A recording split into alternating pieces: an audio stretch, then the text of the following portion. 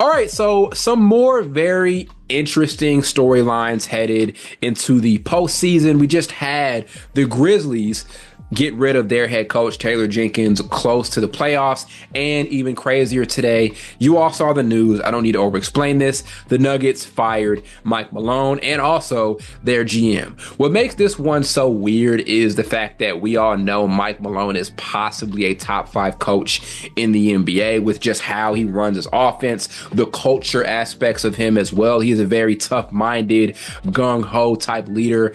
On top of that, was able to get this team to an NBA Finals victory back in 2023, and that was a very dominant playoff run that they were on. So to see them move away from him is weird. I haven't really figured out what the reason was behind it. There's a lot of speculation on a lot of different things here and there. But yeah, very strange situation here, so close to the playoffs. And for Nuggets fans, there are a ton of reasons for you to be worried. For one, the entire season, they were relatively underperforming. They haven't been horrible, but we've seen championship level Denver.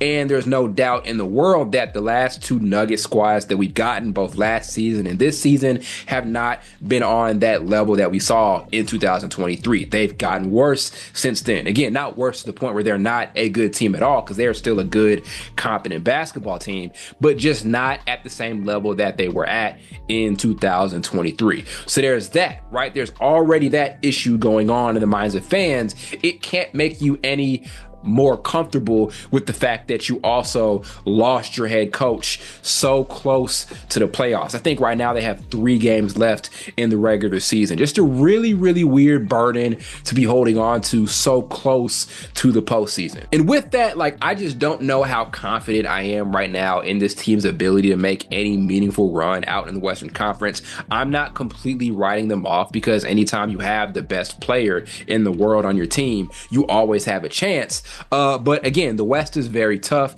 There are teams right now who I think are just better.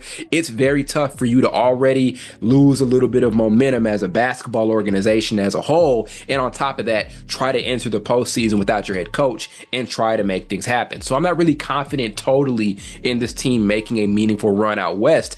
And if it does end up being a reality where Denver loses maybe in the second round or comes up short of a deep playoff run, you have yet another situation, and this has kind of been a development in the NBA over the last few seasons, really since 2018, where we have these teams that make these NBA Finals runs and these championship runs, but they're never able to return to that level. It's obvious because there is no active dynasty right now in the NBA, because we see these teams make these finals appearances and they just never return to that level. So if we're going all the way back to 2020, Lakers win the NBA Finals with a really good defensive group with LeBron James and Anthony Davis and a ton of other guys, but just aren't able to return to that level of success.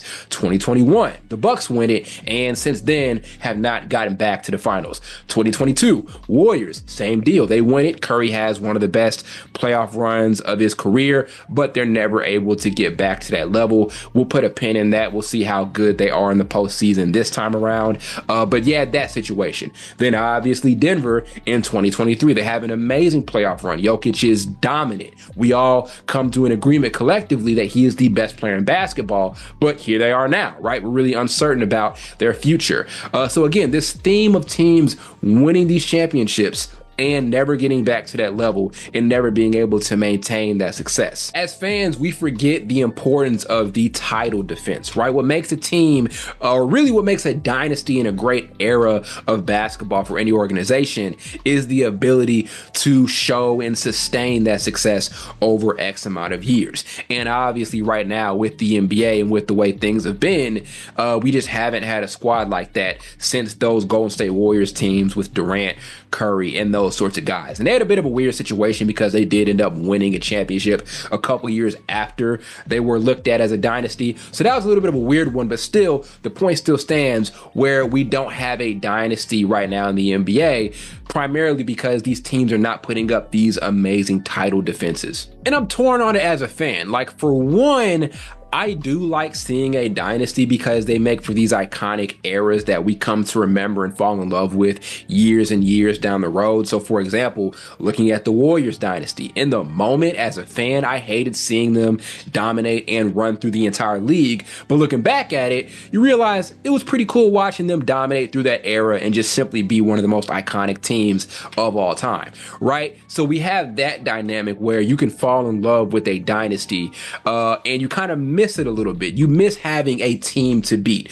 But the other side of the coin is I kind of do like where things are right now at the NBA, where everything is wide open. You come into the playoffs now and you don't really know for sure who the team to beat is. Things right now feel like a free-for-all. I know right now that OKC has the best record out west, but it could be anybody out in the Western Conference. The Lakers, it could be the Clippers if they're able to stay healthy, and possibly could be the Nuggets if they're able to put together a run, or look at the Eastern Conference. I love Boston, but they could get had in a 7-game series against a lot of teams. Right now, if the Knicks are fully healthy, who knows if the Knicks could have their number a bit. What if you end up running into a Cavaliers team? They've been hot all season. Could they have your number? So right now, things are wide open. So as a fan, I'm kind of tugging between both. Sure, I love seeing dynasties, right? And seeing those iconic eras of team basketball. But at the exact same time, it's pretty cool going into the postseason with that unpredictability factor. That's one reason why we love the NCAA tournament, is it could be any team. And with the NBA right now, it's almost that similar dynamic where you don't know who it could be, right? I remember a lot of people wrote off the Mavericks when they first brought in Kyrie to pair with Luka, and they thought it was going to end up being a failed super team experiment, and they ended up making the NBA Finals. So we'll see what happens. All in all, the Nuggets have added to this weird tradition where we're seeing these teams reach the mountain and never return to that level, and that's why we're still waiting to see what that next dynasty will be. But just a lot of weird stuff, man, happening out in the Western Conference with a lot of teams that came into the season looking to be contenders. The Grizzlies, obviously, with their coaching situation, getting rid of Taylor Jenkins. The Nuggets, I don't need to say any more than I said so far in this video. Also looking at the Mavericks, right? You came into the season with Kyrie, Luka, that 1-2 punch, which made the NBA Finals, expecting there to be some level of a repeat of their success they had last season. And right now, look at it.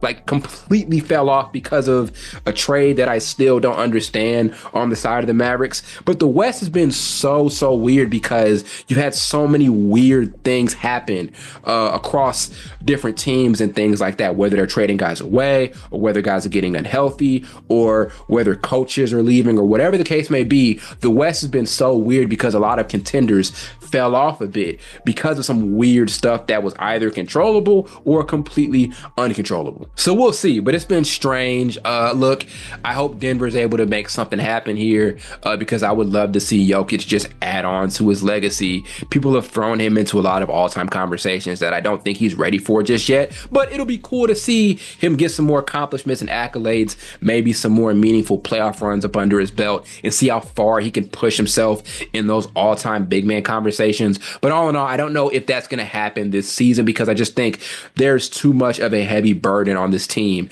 so close to the postseason, and it's not helping that they've already struggled a bit just trying to find an identity and find themselves the entire season as a whole before any of this weird stuff with Mike Malone happened in the first place.